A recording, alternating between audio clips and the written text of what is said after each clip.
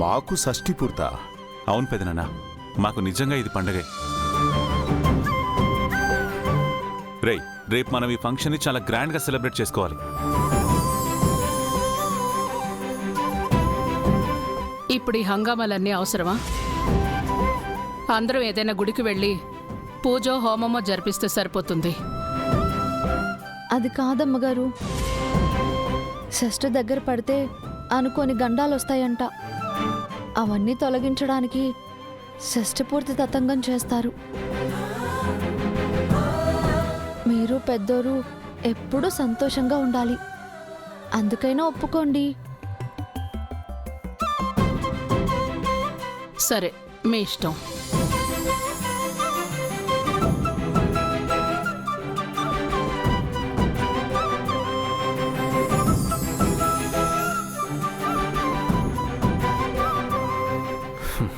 పెద్దమ్మ ఒప్పేసుకుంది అంటే పెదనాన్న కూడా ఓకే కదా?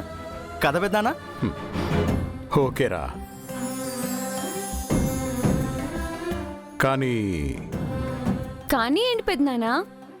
రెండోసారి పెళ్లి కదా, మళ్ళీ పాత పెళ్లి కూతురేనా అని బాధగా ఉంది.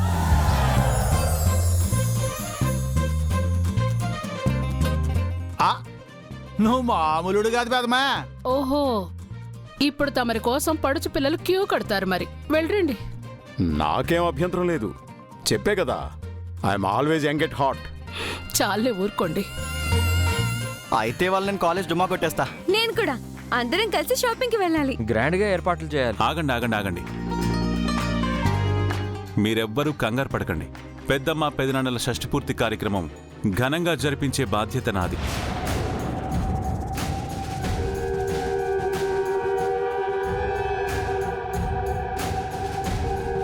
అన్ని ఏర్పాట్లు నేనే చూసుకుంటాను.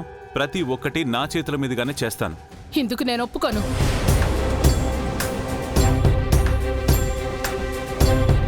శకుంతల, ఎందుకలా అంటున్నావు? ఎందుకంటే ఎవరు పడితే వాళ్ళ చేతుల మీదుగా శుభకార్యాలు జరగకూడదు.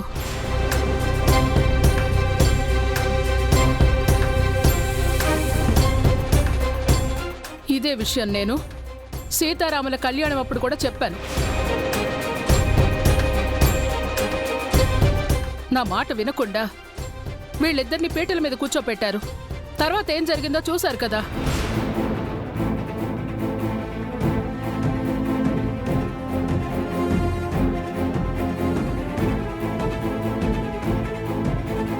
అందుకే మన షష్ఠి పూర్తి రుద్ర చేతుల మీదుగా జరగకూడదు.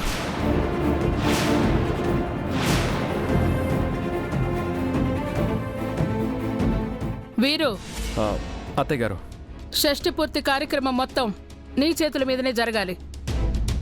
దగ్గరుండి ఏర్పాట్లన్నీ చూసుకో. అది కాదు అత్తయ్య గారు, బావ చూసుకుంటానంటున్నాడు కదా. నేను చెప్పింది చెయ్యి వీరు. సరే అత్తయ్య గారు. నువ్వేం చేస్తున్నావో నీకు అర్థమవుతుందా శకుంతల? రుద్ర ఎవరనుకుంటున్నావు? ఏంటి వారసుడు.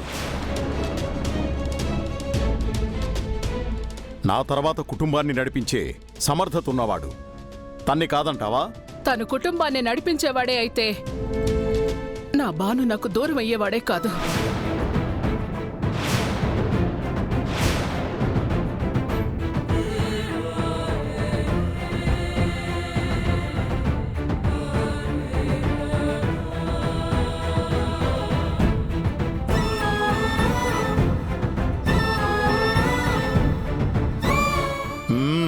ఎప్పుడో జరిగిందాన్ని పట్టుకుని వేలాడటం మంచిది కాదు.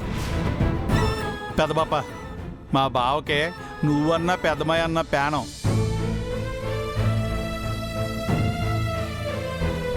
ఎంతో ప్రేమతో మీ షష్ఠి పూర్తి చేద్దామని బావ అనుకుంటుంటే మీరు కాదంటాం భావ్యం కాదు. రంగా, పెద్దమ్మ సరైన నిర్ణయమే తీసుకుంది.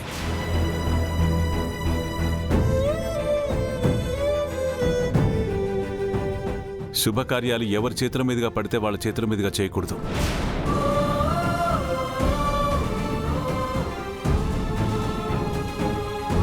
వీరు, పెద్దమ్మ కోరిక మేరకు షష్ఠి పూర్తి కార్యక్రమాలన్నీ నీ చేతుల మీదుగానే జరగాలి. సరే బావా.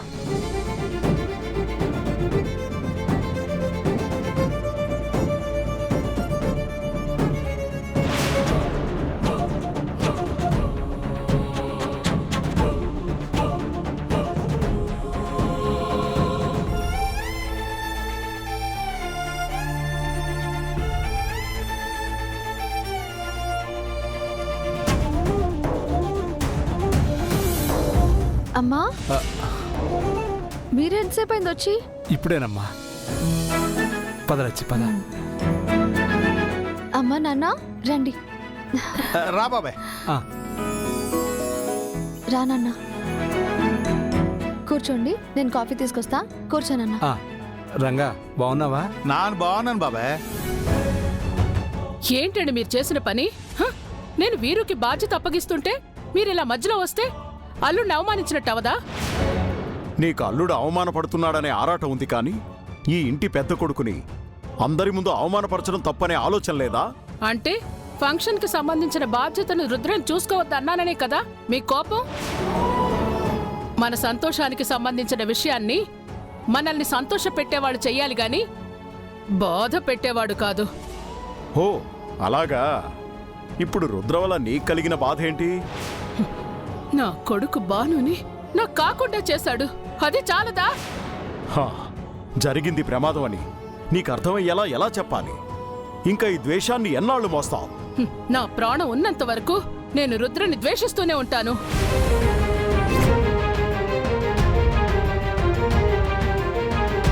తను నా కళ్ళ ముందు తిరుగుతున్నంత కాలం నా కొడుకు చావుకి కారణం ఇతనే అని గుర్తు చేస్తున్నట్టే ఉంటుంది. నీ బాధకి ద్వేషానికి కారణం ఉంది సరే. రుద్ర ఫంక్షన్ బాధ్యతలు తీసుకోవడం నీకు ఇష్టం లేకపోతే నాతో చెప్పాల్సింది. అలా అందరి ముందు అసలు తనకేం సంబంధం లేదన్నట్టుగా మొహం మీదే చెప్పడం వల్ల తనెంత బాధపడతాడో ఆలోచించావా? నేనేం మన షష్ఠి పూర్తి వేడుక జరిపించమని తన్నడగలేదే. ఆ రుద్రే అనవసరమైన హడావుడి చేశాడు. అందర్నీ పిలిచి అనౌన్స్ చేసేస్తే నేనేం మాట్లాడను, ఆ ఫంక్షన్ జరిపించిన క్రెడిట్ కొట్టేయొచ్చు అనుకున్నాడు. అందుకే నేను కూడా అందరి ముందు కాదు అన్నాను, వీరుని చూసుకోమన్నాను. తప్పేంటి? తప్పు నీది కాదు. మన షష్ఠి పూర్తిని వేడుకలా చేసి మనల్ని సంతోషపెట్టాలనుకున్నాడు చూడు, రుద్రది తప్పు. నువ్వు తనని కనీసం ఇంటి సభ్యుడిగా చూడకపోయినా నిన్ను తన దృష్టిలో ఒక దేవతలా చూస్తున్నాడు చూడు, అది రుద్ర చేస్తున్న తప్పు. నువ్వెంత అవమానించినా తలదించుకొని వెళ్ళిపోతున్నాడే, నీకంత గౌరవం ఇస్తున్నాడు చూడు, అది రుద్ర చేస్తున్న తప్పు.